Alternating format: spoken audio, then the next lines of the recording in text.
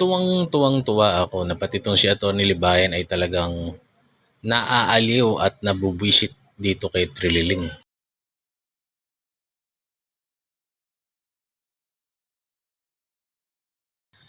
Bakit nga ba may mga taong gagaya ni Trililing?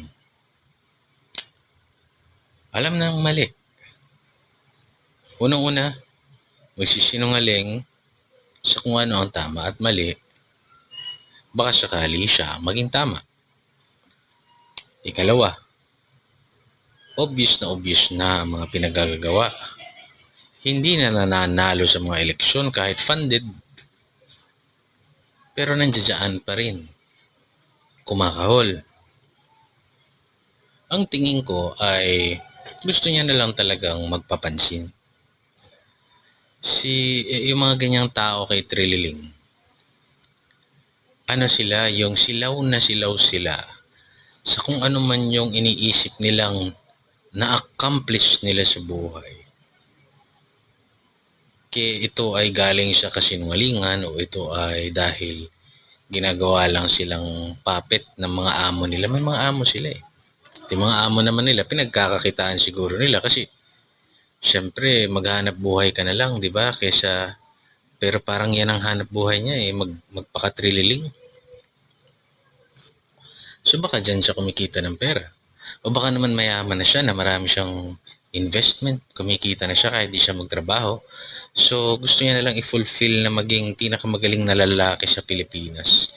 Na siya ay patuloy na magpapansin, na magpapansin, na magpapansin hanggang makakita siya ng mga kasiraan sa mga taong kalaban niya at bigla na lang mag-iba yung ihip ng hangin. Kasi kahit na basura ang tingin sa kanya ng taong bayan ngayon, tuloy pa rin siya eh.